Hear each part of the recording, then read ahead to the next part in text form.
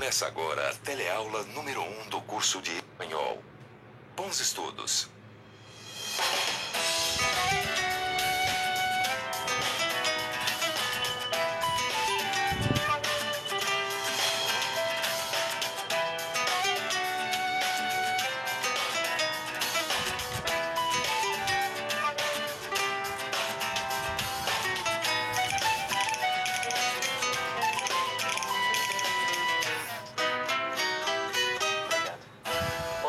Seja bem-vindo ao Telecurso de Espanhol. Eu sou o Sidney Santiago Cuanza e aqui, nas aulas do Telecurso, vou interpretar Gabriel, um estudante de letras que trabalha em um albergue ou, como se diz em espanhol, um hostal. E por isso, ele tem que estar com o espanhol na ponta da língua. Mas antes de aprender a língua, é sempre bom entender suas origens. E é sobre isso que vamos falar na nossa teleaula de hoje. Na teleaula de hoje, vamos apresentar os personagens do nosso curso e fazer uma viagem para ver como o castelhano estendeu seu domínio e se impôs sobre os demais idiomas e dialetos. Nós vamos também descobrir como o espanhol recebeu diversas influências ao longo do tempo. E ainda vamos ver alguns contrastes interessantes que aparecem dentro da própria língua. Ação! Obrigado. Trabalhar em um hostal, que é um pequeno hotel, dá ao meu personagem Gabriel a chance de conhecer pessoas do mundo todo.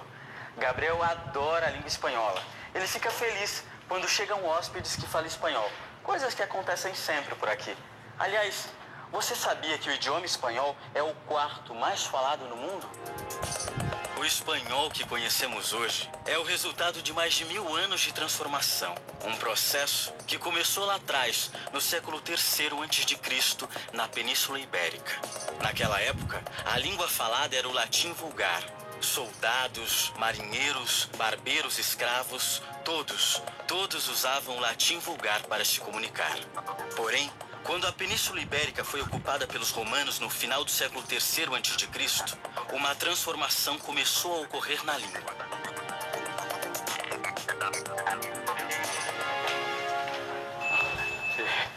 Esse daqui é o Federico Erdócia. Ele vai fazer o Pablo, que é um grande amigo do Gabriel. Não é isso, Pablo? Sí, como no. Nuestros personajes son muy amigos. Sí. Vai com ela. Aqui no Telecurso, eu vou fazer um músico espanhol que vem para o Brasil conhecer um pouquinho da música brasileira. Como vocês estão vendo, está todo mundo trabalhando para deixar os programas estupendos, para você aprender espanhol de uma maneira especial. A língua espanhola sofreu diversas influências em diferentes momentos da história. Ele incorporou palavras originalmente de línguas pré-latinas, como o grego, o euskera ou o celta.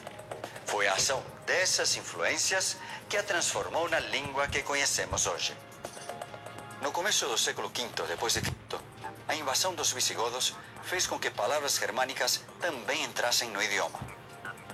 3 séculos mais tarde, a conquista da península pelos árabes introduziu várias palavras desses povos na língua espanhola. Do francês vem a influência dos eclesiásticos e de muitos peregrinos que faziam o caminho de Santiago de Compostela. Foram eles que trouxeram a parte francesa do idioma. A dominação da Itália pelos aragoneses fez com que a Espanha sofresse influência da moda e da literatura italianas. O primeiro registro escrito de que se tem notícia em castelhano são as glosas emilianenses, escritas entre os séculos X e XI. Viram só? Foram muitos os povos que ajudaram a criar a riqueza da língua espanhola. E o que eu gosto aqui no Stau é que sempre tem um viajante que fala espanhol para bater um papo. Mas o nosso telecurso também vai acontecer em outro lugar. E é isso que Francis Helena vai mostrar para vocês agora. Bem-vinda, Francis. Muitas graças, Federico. Oi, gente. Olha esse cenário. Estamos na Hilandeiras, uma confecção que está crescendo e começando a exportar para os países da América Latina. E eu já estou quase pronta para interpretar Violeta. A minha personagem desenha e cria roupas, mas ela não sabe nada de espanhol e ao longo das teleaulas aprenderá a falar com esses novos clientes. E para começar os estudos, Violeta já aprendeu que no final do século XV, as monarquias de Castela e Aragão se uniram. E foi com essa união que o castelhano aumentou bastante o seu domínio e se impôs cada vez mais sobre os outros idiomas e dialetos. Mas esse não foi um processo fácil. A reconquista da Península Ibérica começou com a luta contra os muçulmanos que ocupavam quase toda a Espanha e foi terminar com a recuperação do Reino de Granada, em 1492. Aliás, foi nesse mesmo ano que o castelhano foi definitivamente consagrado, com o aparecimento da sua primeira gramática, a gramática da língua castelhana de Elio Antonio de Nebrija. Mas a minha personagem não é a única aqui da empresa, não. A minha amiga Anelisa Assunção também trabalha comigo. Aliás, já era para ela estar aqui. Onde você está, Anelisa? Oi, amiga. Mais uns 2 ou 3 retoquezinhos e eu já me transformo na Isabel, uma empreendedora que vocês vão adorar. Ela é agitada, criativa e super curiosa para aprender coisas novas. Uma das coisas que ela já aprendeu é que a língua espanhola se expandiu pelo mundo a partir da chegada de Cristóvão Colombo à América. E ela se enriqueceu ainda mais depois que teve contato com as línguas aborígenes que se falavam na América Hispânica, como Quechua, Aymara, Náhuatl, Mapuche, entre outras.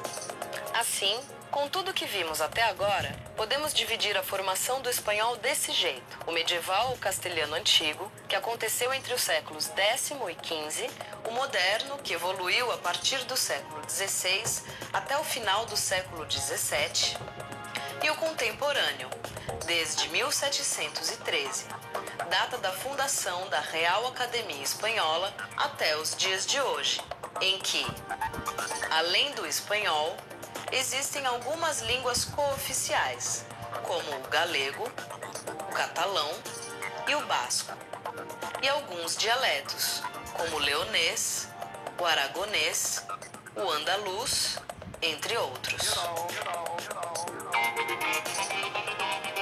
A língua espanhola conta com contrastes tão grandes que é só escutar um argentino, um cubano e um mexicano para perceber na hora como soam diferentes entre si. Para entender melhor, vamos ver o que a Nathalie Cabanas tem a dizer sobre isso. Olá, pessoal! A minha personagem se chama Noemi. Ela nasceu na Colômbia, onde se casou com Luiz, um brasileiro que trabalhava por lá. Faz pouco tempo, Luiz foi transferido de volta para o Brasil e agora Noemi e sua família moram aqui.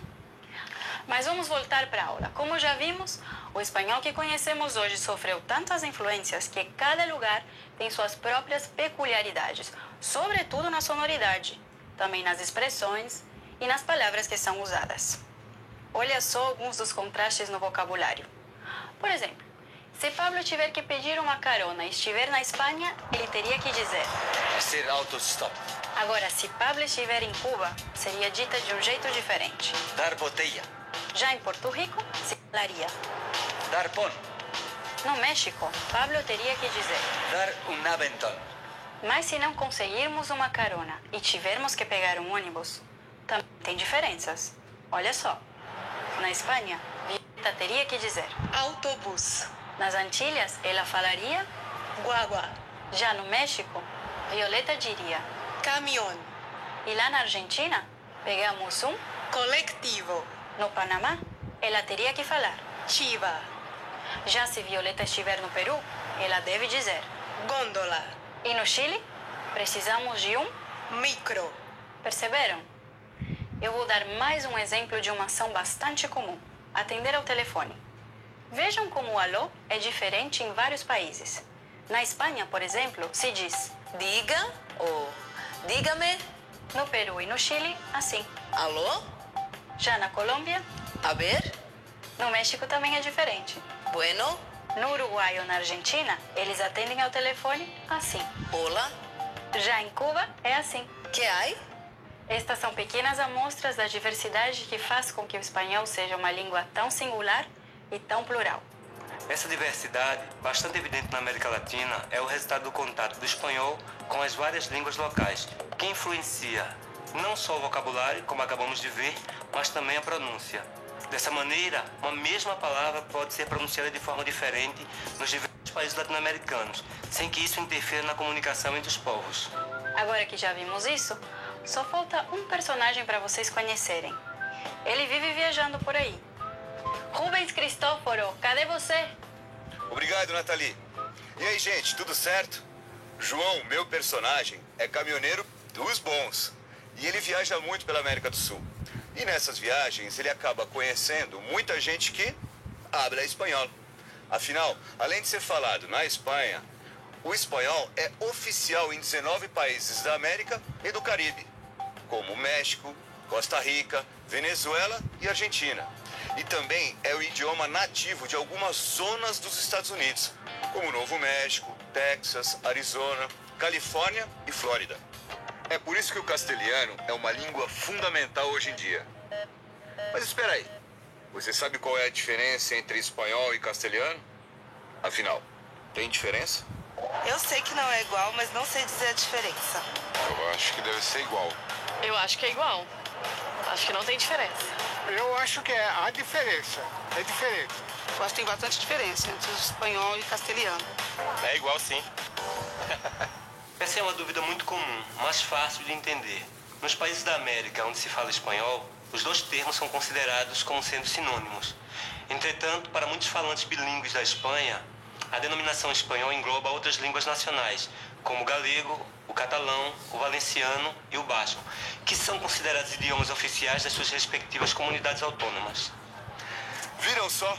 As aulas ainda nem começaram para valer e nós já aprendemos um monte de coisas. Mas ó, antes de terminarmos essa primeira aula, que tal uma revisão do que a gente viu hoje? Aloro, que chegou a hora del repasso. Repasso. Na teleaula de Até hoje, a aula de aprendemos que a língua hoje. espanhola é o resultado de mais de 1000 anos de história.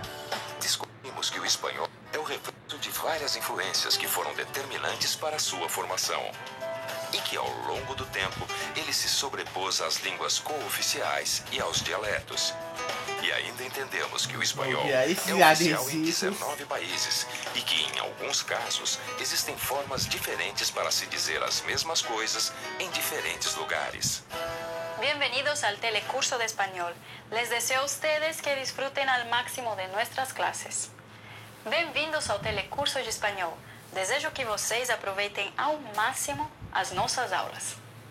Eu já estou pronta. Já sei o texto, já terminei a maquiagem e estou ansiosa para começar a gravar.